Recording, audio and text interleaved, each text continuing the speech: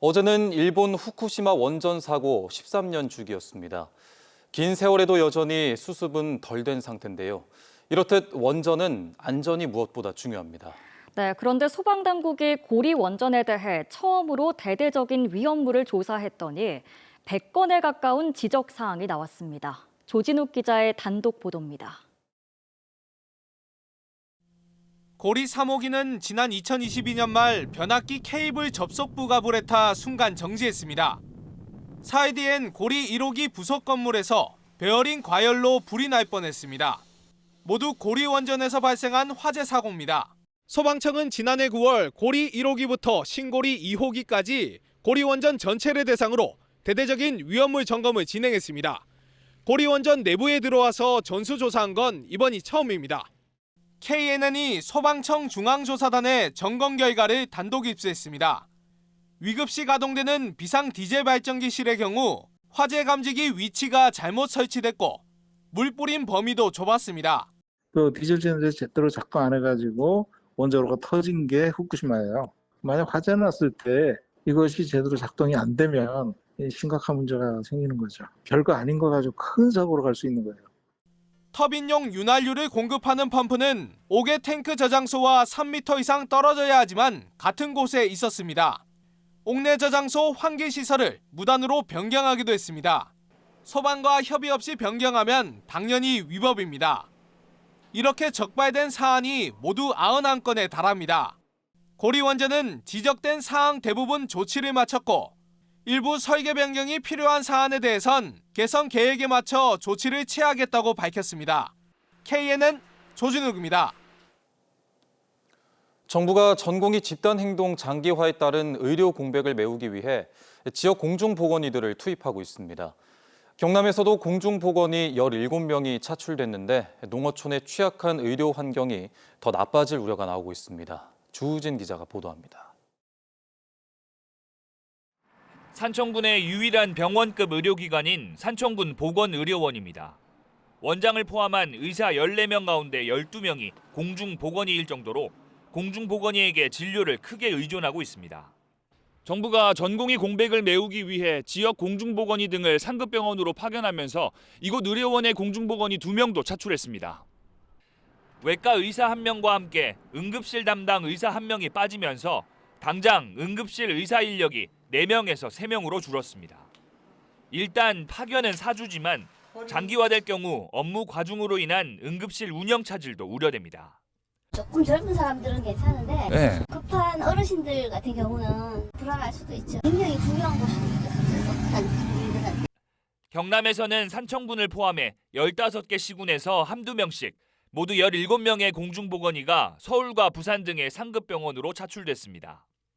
그런데 이들 15개 시군 가운데 12개 시군은 공보의에게 진료를 의존하는 의료 취약 지역입니다. 대형 병원들의 의료 공백을 메우기 위해 힘겹게 유지되는 농어촌 진료가 엉뚱한 공백을 맞는 겁니다. 공보의 차출된 지역에서는 남은 공보의가 해당 지역을 나누어서 순회를 진료하는 방식으로 업무를 분담해서 우리 주민 불편을 최소화하고 있습니다. 정부가 지역 의료를 살린다며 시작한 의료개혁이 자칫 농촌의 의료 체계를 더 취약하게 만들지 않을까 우려가 나오고 있습니다. KNN 주우진입니다. 국내 최대 봄꽃 축제인 진해 군항제가 다음 주 개막을 앞두고 있습니다. 올해 군항제는 다양한 체험 행사와 공연으로 상춘객을 맞을 예정입니다. 김동환 기자가 보도합니다. 군항제를 앞둔 진해 여자천에 봄 기운이 스며들고 있습니다. 벚나무 가지마다 개화 시기를 맞아 꽃봉오리가 맺혔습니다. 따뜻한 날씨가 이어지면서 군항제 기간에 맞춰 개화를 시작해 분홍빛 자태를 선보일 전망입니다. 벚꽃 명소인 이곳에 군항제 기간 동안 벚꽃길 패션쇼가 열리고 테마별 경관시설이 조성될 예정입니다. 벚꽃길을 따라 행사 부스도 제자리를 잡아가고 있습니다. 올해 군항제는 다양한 이벤트와 체험 행사로 관광객을 맞을 예정입니다. 군악의장 페스티벌과 블랙 이글스 에어쇼 등 주요 행사뿐만 아니라 해군 함정 견학, 제18회 진해 군항 가요 대전 등 다양한 문화 공연이 펼쳐집니다. 군항가요제 개최, 벚꽃 EDM 페스티벌 등 풍성한 볼거리와 즐길거리를 준비해 방문객의 즐거움을 더할 계획입니다. 지난해 논란이 됐던 바가지 요금을 잡기 위한 대책도 마련했습니다. 영업부스 실명제를 도입하고 바가지 영업 원천 차단을 위해 전매 신고 포상금 제도를 실시합니다. 전매 행위가 적발될 시에는 바로 퇴출이 되며 지역민이나 관광객 분께서 오신 분들이 이제 전매 행위가 의심이 되어가지고 신고가 되었다 적발 시에는 저희가 또 포상금까지 이렇게 지급하는 걸로 준비가 되어 있습니다. 62회를 맞는 진해 군항제는 오는 22일 진해 공설운동장에서 열리는 개막 전야제를 시작으로 다음 달 1일까지 개최됩니다. KNN 김동환입니다. 전기차와 같은 신산업이 발전하면서 폐배터리나 부품에서 다시 고부가 가치를 창출하는 재제조업이 주목받고 있습니다. 그동안 폐기물 처리 수준에서만 보던 이런 재제작 산업을 순환 경제로 키워서 새로운 먹거리로 만들려는 움직임이 활발해지고 있습니다. 표준규 기자가 보도합니다. 1987년 들어선 부산 수영하수 처리장입니다. 하수와 음식물 쓰레기 처리가 목적이었지만 지금은 상업용 가스까지 생산합니다. 메탄가스를 활용해서 발전기를 돌려 전기를 생산하고 그 정제 과정을 통해서 도시가스를 대체하는 그런 에너지원으로 활용하고 있습니다. 부산환경공단에서는 이러한 시설이 5군데 있고요. 그 외에 매립공정에서 발생하는 바이오가스를 또 활용을 해서 연간 3천만 루에 정도를 매년 생산해내고 있습니다.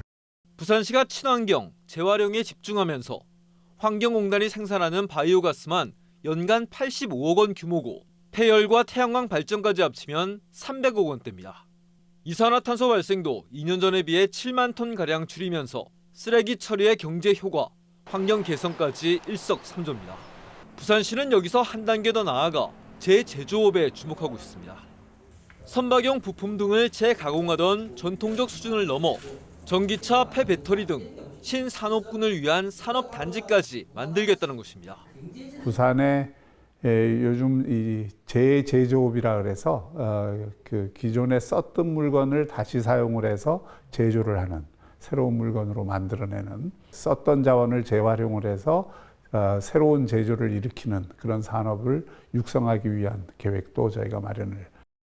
특히 부산은 선박은 물론 전기차도 관련 산업군이 발달했거나 이미 형성되고 있는 만큼 인프라에서 절대 유리합니다. 부산이 배터리와 관련된 이송 보관 검사 부분에 대해서는 지역적인 원래 좀 강점을 가지고 있다. 원래 부산에 있었던 그런 쪽에 종사했던 어떤 기업들이 전기차 시대, 배터리 시대에 맞게 전환을 하는 것들도 굉장히 타 지역에 비해서는 유리할 수 있다. 신산업 발달에 따라 폐배터리 등 폐기물도 늘 수밖에 없는 만큼 산업 단지화로 기술과 산업을 선점하겠다는 전략입니다.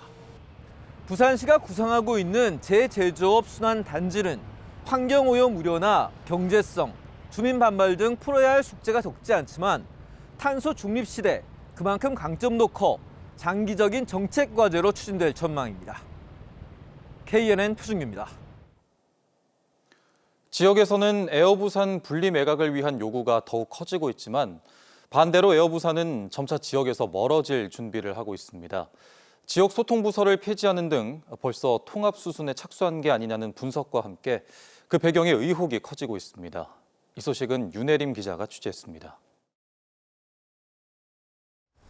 에어부산이 이달 초 새로운 대표 취임과 함께 전략 커뮤니케이션실을 해체했습니다. 홍보, 대외 협력, 사회공헌 등 업무를 담당하고 있는 부서인데 실장은 보직 해임하고 팀원들을 다른 부서로 분산 배치했습니다. 지난 7일 급작스러운 통보였습니다. 일부에서는 에어부산 분리매각 여론을 잠재우지 못한 문책성 인사가 아니냐는 의혹이 커지고 있습니다. 에어부산 측은 경영 효율화를 위한 조직 개편으로 다른 부서에서 업무는 이어가고 있다고 밝혔습니다. 하지만 사실상 지역과의 소통 창구가 축소될 수밖에 없는 상황입니다. 그동안 에어부산 분리 매각과 관련해 입장을 밝히지 않던 산업은행이 이제 의중을 드러낸 것 아니냐는 지적도 나오고 있습니다. 산업은행의 답변을 요구해 왔는데요. 전략기획실을 해체함으로 인해서 지역의 염원과 어떤 바람들은 깡그리 무시하고 산업은행 위주의 어떤 답을 지역에 한 것이라고 얘기합니다. 지역 상공계에서도 이번 조치는 지역과의 소통을 끊겠다는 뜻으로 에어부산 존치 노력을 무시하는 처사라며 비난하고 있습니다.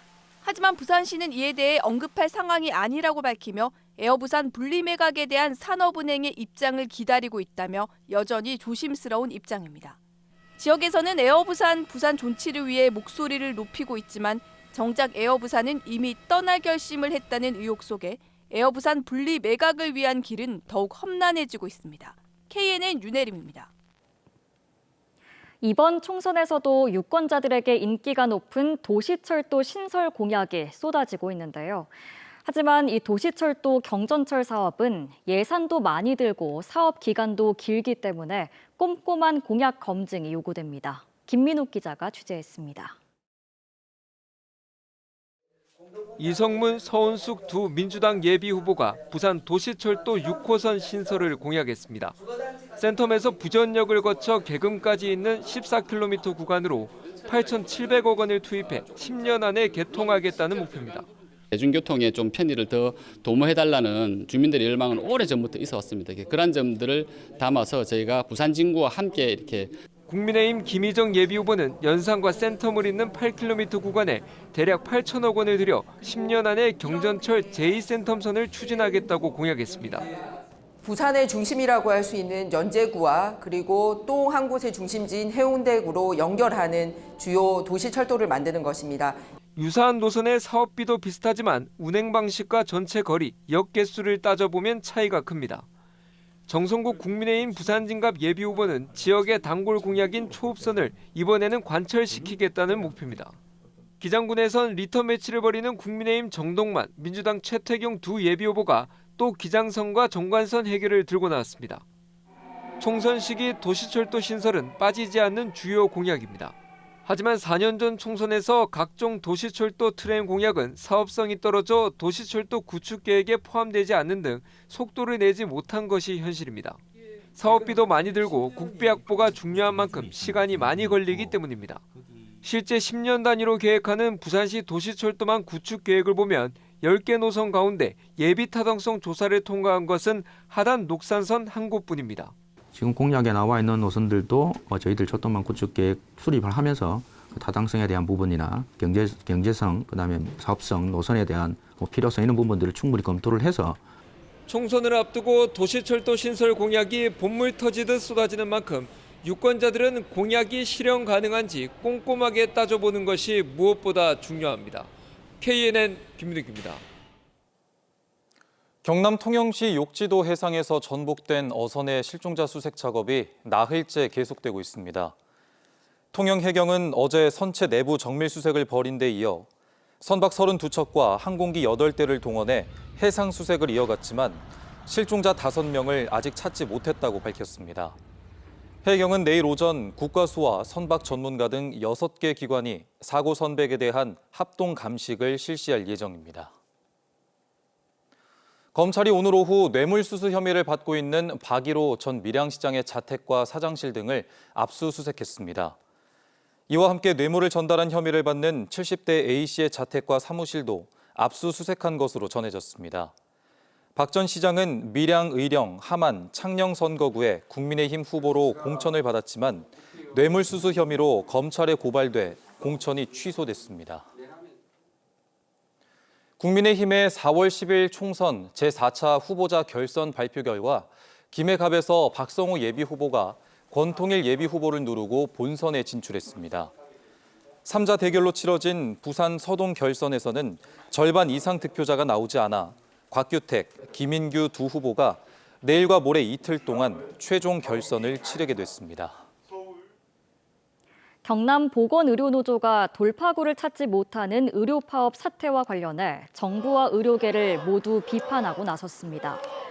보건의료노조는 오늘 경남도청 앞에서 집회를 열고 강대강으로 대치하는 정부와 의료계를 함께 비판하면서 결국 피해는 국민들이 보고 있다며 양쪽이 하루빨리 대화에 나설 것을 촉구했습니다.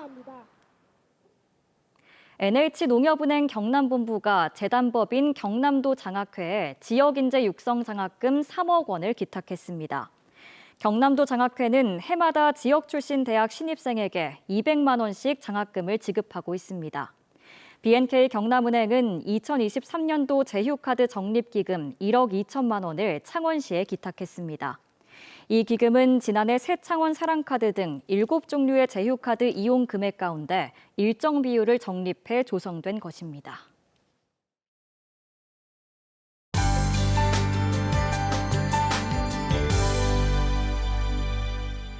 내일은 맑은 하늘이 드러나겠습니다. 낮 기온도 오르면서 예년 이맘때보다 포근하겠는데요. 부산과 창원의 낮 기온 15도로 오늘보다 높겠습니다. 다만 해안은 오전까지 바람이 강하게 불겠습니다. 내일은 전국에 가끔 구름만 지나겠지만 수도권을 중심으로는 초미세먼지 농도가 높겠습니다. 내일 아침 기온은 오늘과 비슷하겠습니다. 내륙은 0도선 안팎으로 출발하겠습니다.